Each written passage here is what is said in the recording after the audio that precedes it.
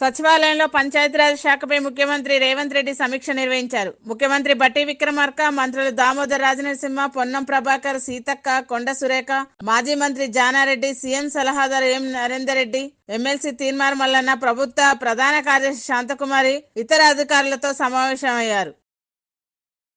ఇళ్ల స్థలాలు, పెన్షన్లు, బస్ పాసులు, ఆరోగ్య బీమా సమస్యలపై స్పందించాలని తెలంగాణ ఉద్యమకారులు ప్రభుత్వాన్ని డిమాండ్ చేశారు. తెలంగాణ ఉద్యమకారుల రౌండ్ టేబుల్ సమావేశం హైదరాబాద్ లోని సుందరయ్య విజ్ఞాన కేంద్రంలో జరిగింది. గత కేసీఆర్ ప్రభుత్వం తన గడిల పాలన చేస్తూ ఉద్యమకారులను అణచివేసిందని విమర్శించారు. రేవంత్ రెడ్డి ప్రభుత్వం అయినా ఉద్యమకారుల సమస్యలు పరిష్కరించాలన్నారు.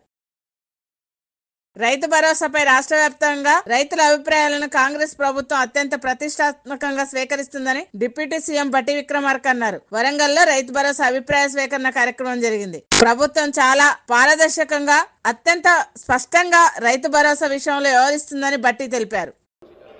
ఈ సభలో రైతులు అనేక మంది వారి ఆలోచనల్ని సభతో పంచుకున్నారు. రకరకాల అభిప్రాయాలు చెప్పారు. ఆ అభిప్రాయాలన్నింటినీ కూడా క్రోడీకరించి ఈ జిల్లాతో పాటు మిగతా జిల్లాల నుంచి వచ్చినటువంటి అభిప్రాయాలను కూడా క్రోడీకరించి అన్నింటినీ చట్టసభలో, శాసనసభలో చర్చకు పెడతాం.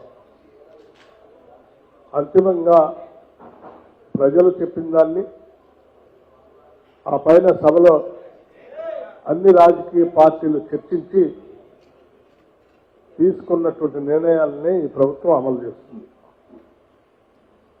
ప్రభుత్వం చాలా స్పష్టంగా ఓపెన్ మైండ్తో ఉంది.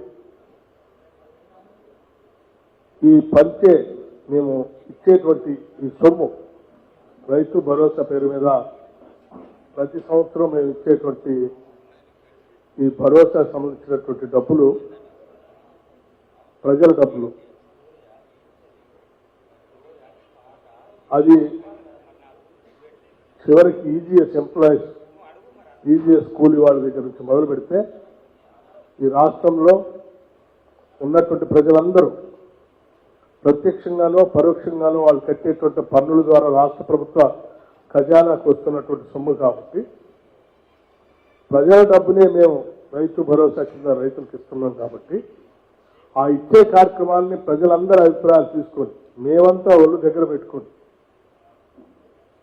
వచ్చేటువంటి ఆదాయాన్ని జాగ్రత్తగా పోగేసి ప్రతి రూపాయిని ఆదా చేసి ఆ పంచే కార్యక్రమాన్ని కూడా ప్రజల అభిప్రాయాలకు అనుగుణంగా పంచాలనేటువంటి ఒక మంచి సంకల్పంతోనే ఈ కార్యక్రమాలు చేపట్టడం జరిగింది.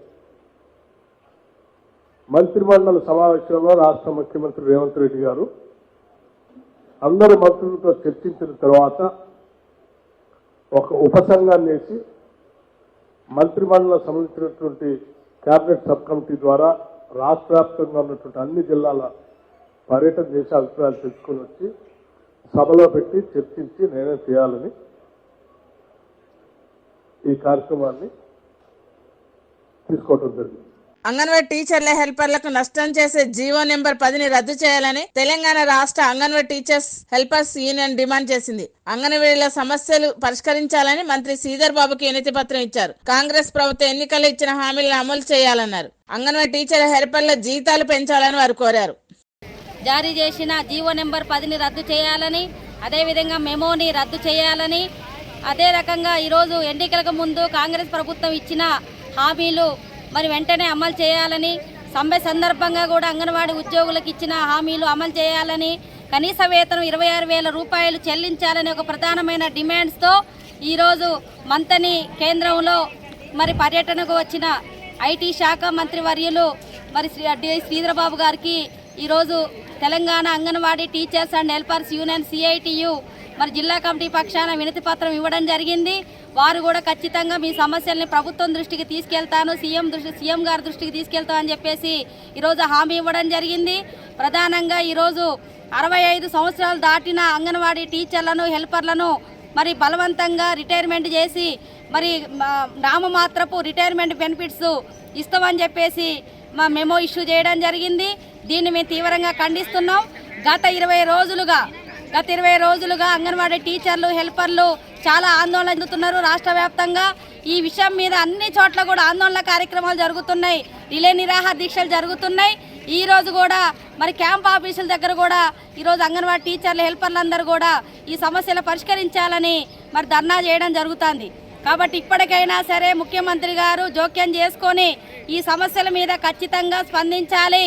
మరి ఏదైతే మీ మనం గత ప్రభుత్వ కాలంలో ఇచ్చిన ₹1,00,000 50,000 కాకుండా రిటైర్మెంట్ అయిన వాళ్లకు 2 లక్షల రూపాయలు, అదే రకంగా ₹1,00,000 వెంటనే చెల్లించాలని, దానికి అనుగుణంగా జీవో నెంబర్ 10ని మార్చాలని చెప్పేసి కూడా మేము సిఐటిగా డిమాండ్ చేస్తున్నాం.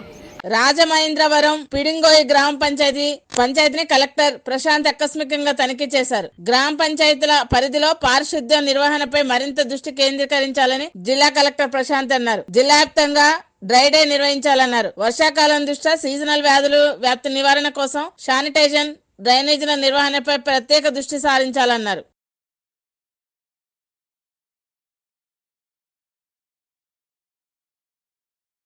స్త్రీ సంక్షేమ శాఖ సిడిపిఓలతో కలెక్టర్ ప్రశాంతి సమీక్ష నిర్వహించారు. కలెక్టర్ ప్రశాంతి మాట్లాడుతూ ప్రభుత్వ పరంగా స్త్రీ సంక్షేమ శాఖ బాలిక విద్య, గర్భిణీలకు ఆరోగ్య సంరక్షణ వంటి వాటిపై ప్రత్యక్ష పర్యవేక్షణ కలిగి ఉండాలన్నారు.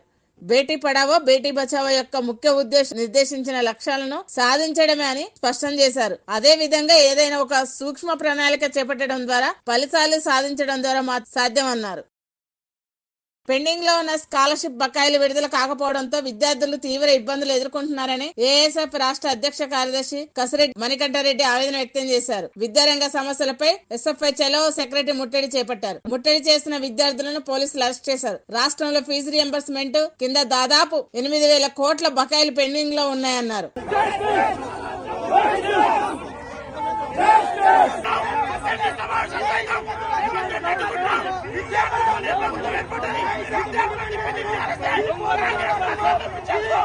విశాఖలో Bharatiya Janata party assembly parliament ఎన్నికల్లో గెలిచిన అభ్యర్థులతో అభినందన సభ ఘనంగా నిర్వహించింది. గెలిచిన అభ్యర్థులు మొదటిసారి విశాఖ రావడంతో విశాఖ విమానాశ్రయం నుంచి విశాఖ పోర్ట్ ఆడిటోరియం వరకు భారీ ర్యాలీ నిర్వహించారు.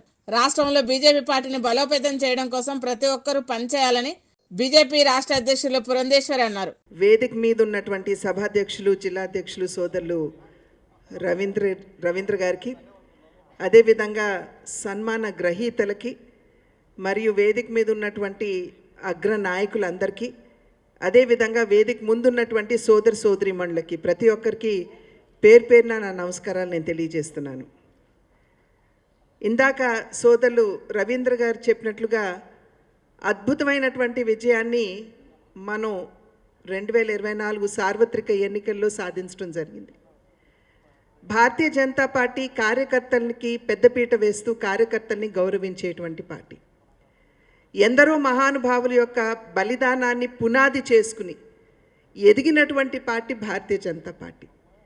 1980వ సంవత్సరంలో జనసంఘ్ భారతీయ జనతా పార్టీగా పరిణితి చెందినటువంటి సందర్భంలో అప్పట్లో వ్యవస్థాపకులైనటువంటి మహనీయులు ఎందరో నిజంగా భారతీయ జనతా పార్టీ భవిష్యత్తులో భారతదేశంలో అధికారాన్ని చేపట్టగలదు అనేటువంటి నమ్మకం లేకపోయినా వారందరూ తమ జీవితాన్ని భారతీయ జనతా పార్టీకి అంకితం చేసినటువంటి సందర్భం.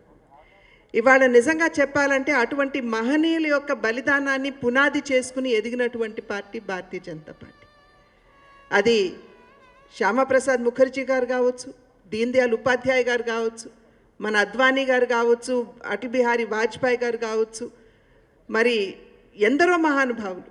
వారందరూ కూడా ఎప్పుడూ విశ్వసించలేదు భారతీయ జనతా పార్టీ ఒక అగ్రపార్టీగా ఎదగలదని, లేదా అధికారంలోకి వస్తుంది అనేటువంటి నమ్మకం లేకపోయినా వారి జీవితాల్ని భారతీయ జనతా పార్టీ సేవకి అంకితం చేశారు.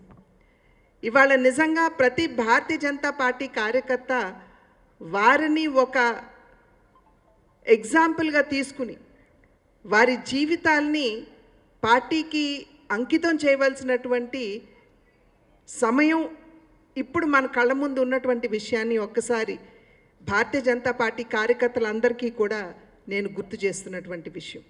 వనపర్తి జిల్లా కేంద్రంలోని టీఆర్ఎస్ పట్టణ కార్యాలయంలో యువత విద్యార్థి సమ్మేళనం మాజీ మంత్రి సింగిరెడ్డి నిరంజన్ రెడ్డి ఆధ్వర్యంలో నిర్వహించారు. ఈ సందర్భంగా ఆయన మాట్లాడుతూ ప్రజల అభిష్టం మేరకే మార్పు జరిగిందన్నారు. ప్రభుత్వం ఇచ్చిన హామీల అమలుకి నిరంతరం పోరాటం చేస్తామన్నారు. యువత ఒక లక్ష్యంతో పనిచేయాలని సూచించారు. వాళ్ళు మాట్లాడే మాట్లాడేది పోయేటోడు ఎందుకు పోతున్నావు అంటే పనులు అయితే లేవు వాళ్ళు పోతే పనులు ఏం పనులు అయితే ప్రజల పనులు కదా మీకు అయ్యేటి ఏంటి అన్నట్లు అంటే మీ ప్రయారిటీలు మీ సొంత పనులు అయితే అయినట్లు ఆ పనుల కోసం పోతుంది అంతే కదా. ఇది ప్రజలు గ్రహించరా? ఓటేసి గెలిపించిన ప్రజలు గ్రహించరా? తెలియదా ప్రజలకు?